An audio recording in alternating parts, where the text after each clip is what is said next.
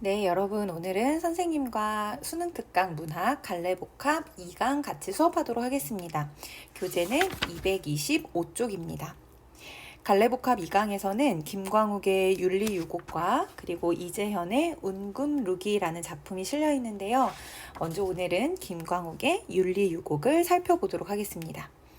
작품을 보기 전에 한 장 넘겨서 227쪽에 보면 2번 문제에 이렇게 보기에 윤리유곡에 대한 어떤 설명이 좀 나와 있어요. 그래서 이 부분을 먼저 보고 그리고 작품을 보면서 이해를 좀 해보도록 하겠습니다. 자, 윤리유곡할 때 이 윤리라는 단어는요. 윤리는 작가가 소유한 논밭이 있던 한양 인근의 지역으로, 즉 지역 이제 이름인가 보네요. 작가는 임목 대비 폐모론으로 삭탈 관직된 후 인저반종으로 다시 관직에 나갈 때까지 8년 동안 이곳에서 은거하며 윤리유곡을 창작하였다. 자, 이 작가가 임목 대비 폐모론에 반대를 해서요. 삭탈 관직이 됩니다. 여기서 삭탈 관직이라는 것은 이제 죄 지은 자의 벼슬과 품계를 빼앗고 그다음에 벼슬 그 명부에서 아예 지워버리는 걸 뜻해요. 한마디로 이제 쫓겨난 거죠. 자, 그랬던 작가가 인조 반정으로 다시 관직에 나아갑니다. 그럴 때까지 그 사이에 8년 동안 이곳에서 은거하며 윤리유곡을 창작하였다고 하였습니다.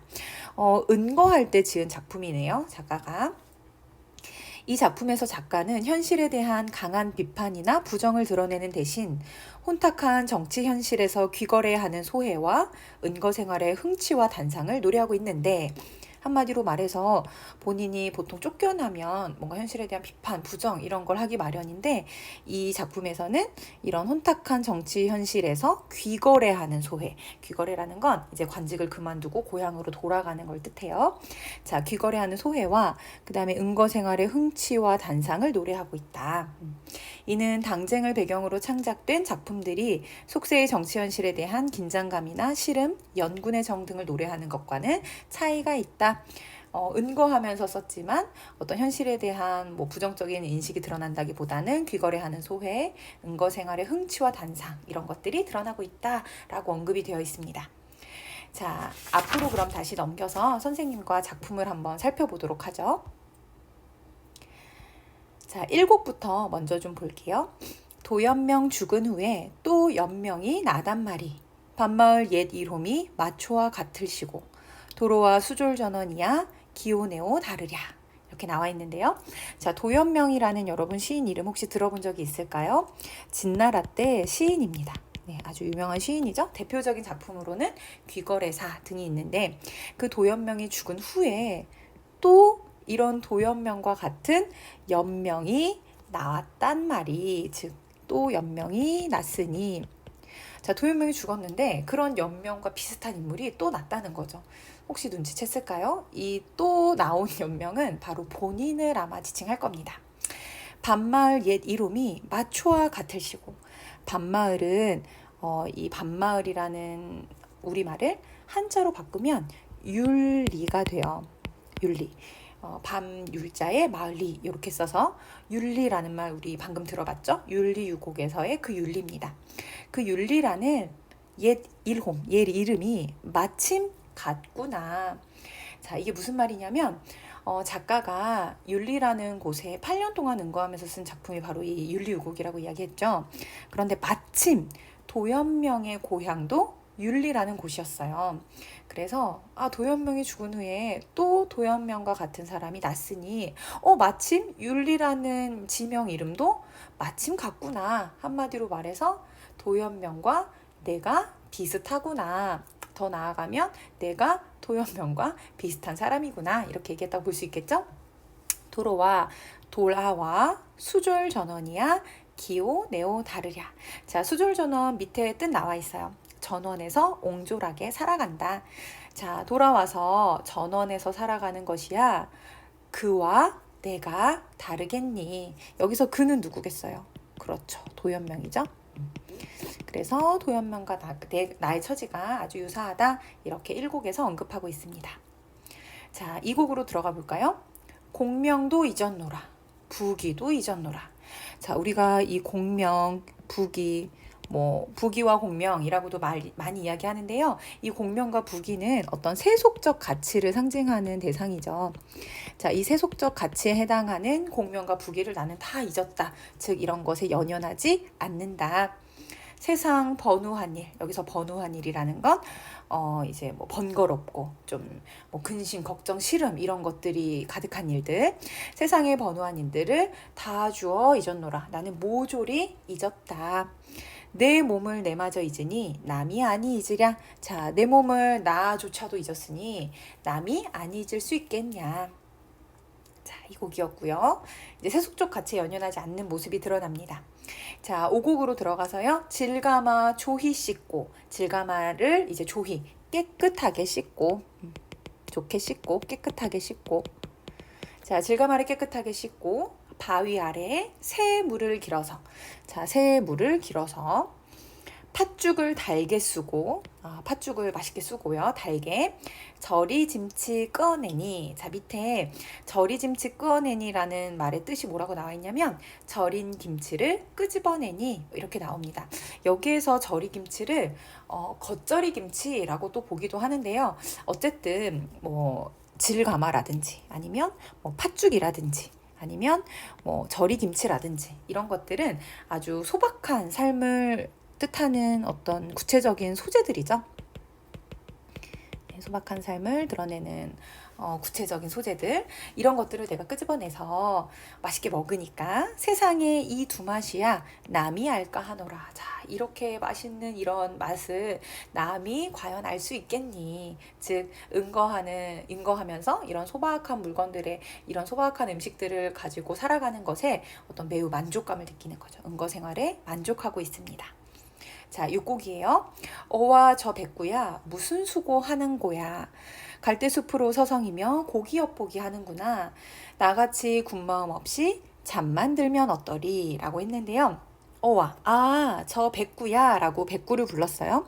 여러분 이때 이 백구 혹시 기억나나요? 선생님이 예전에 그 수능특강에서 우리 학습하면서 한번 얘기한 적이 있었는데 이 백구는 그렇죠, 갈매기예요.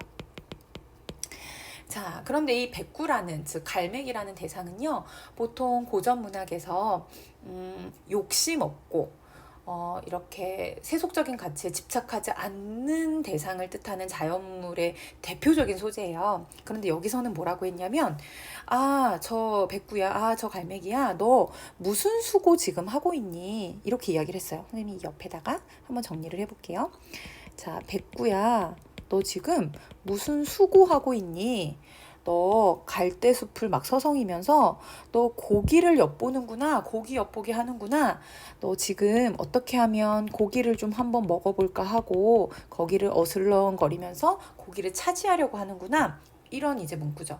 자, 여기까지만 봐도 백구가 기존의 고전 문학에서 상징하는 어떤 무소유, 무욕, 이런 욕심에 이제 관심이 없는 그런 대상이 아니라 고기를 한번 어떻게 하면 먹어볼까 싶어서 거기를 서성대는 모습으로 좀 그려져요. 한마디로 말해서 욕심으로 가득 차 있는, 즉 세속적 욕망을 추구하는 대상처럼 보이죠. 기존에서 언급했던 어떤 백구의 속성과는 완전히 상반되는 모습입니다. 그러면서 마지막 줄에는 나같이 군마음 없이 잠만 들면 어떠리. 백구야, 너 나처럼 군마음, 다른 마음 없이, 여기서 다른 마음은 어떤 마음이겠어요? 욕심, 그렇죠. 너 나처럼 욕심 없이 그냥 잠만 들면 어때? 라고 이야기하고 있습니다. 자, 정리해보면 백구는 수고하면서 고기를 엿보고 있는데요. 나는 어떤 군마음 없이, 즉 욕심 없이 그냥 잠만 자려고 하고 있어요. 여기서의 잠이라는 건 어떤 은거의 생활을 뜻하겠죠? 그래서 백구 보고 나처럼 욕심 부리지 말아라, 이렇게 이야기를 하고 있습니다. 자, 9곡으로 넘어가 볼게요. 추강 밝은 달에 이렵주 혼자 저 낙대를 떨쳐드니 자는 백구 다 놀란다. 어디셔 일성어적은 조차 흥을 돕나니. 자, 추강 밝은 달에, 추강 할 때 여러분 추 한자 알 것 같은데요. 네, 가을 추죠. 가을 밝은 달에 이렵주를 혼자 저, 이렵주. 요 주자는 배잖아요.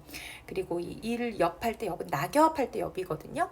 그러니까 하나의 낙엽처럼 이렇게 물에 딱 띄어져 있는 배를 혼자 저어서 낙대를 떨쳐드니 낚싯대를 이제 떨쳐서 들고요.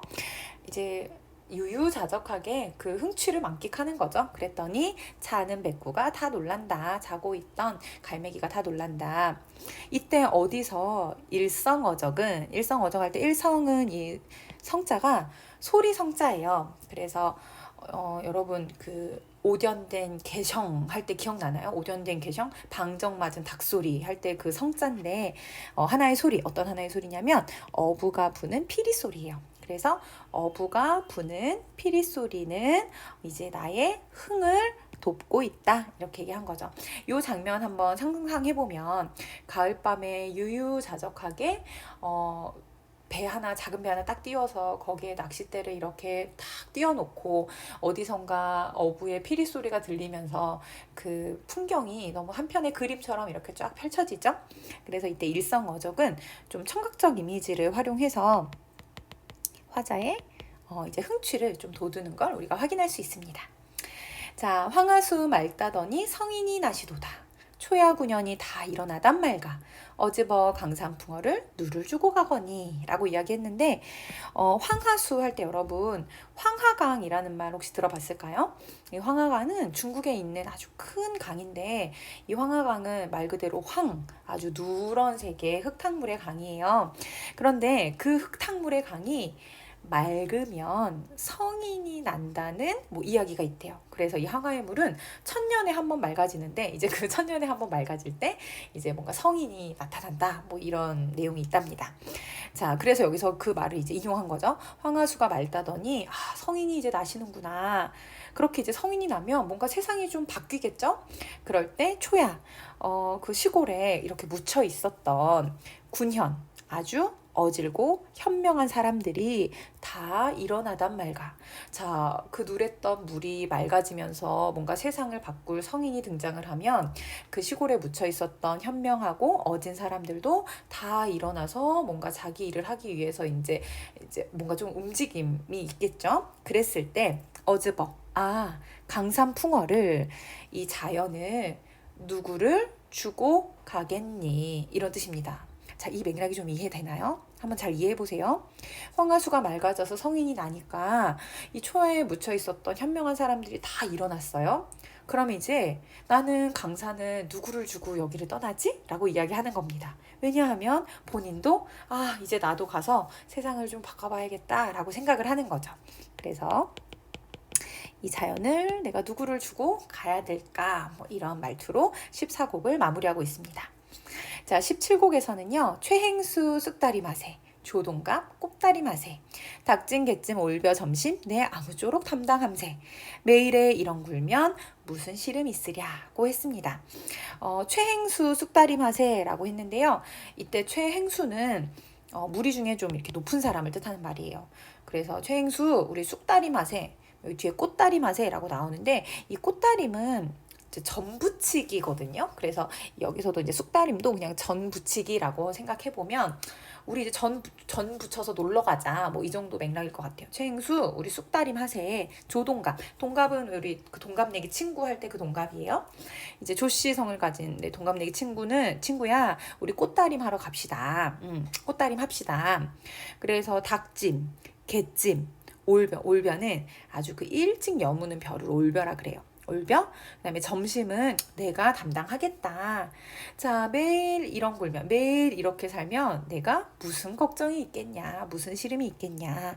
나는 이렇게 은거하는 생활에 매우 만족한다. 네, 이런 내용으로 볼 수 있겠습니다. 자, 선생님이랑 김광욱의 윤리유곡을 봤으니까 뒤로 넘겨서 2번 문제까지는 한번 해결해 볼 수 있을 것 같은데요. 선생님이랑 정답은 우리 학교 등교한 다음에 확인하고 여러분은 2번 문제를 꼭 한번 풀어보기 바랍니다. 이 풀이는 등교에서 확인할게요. 네, 오늘 수업 고생하셨습니다.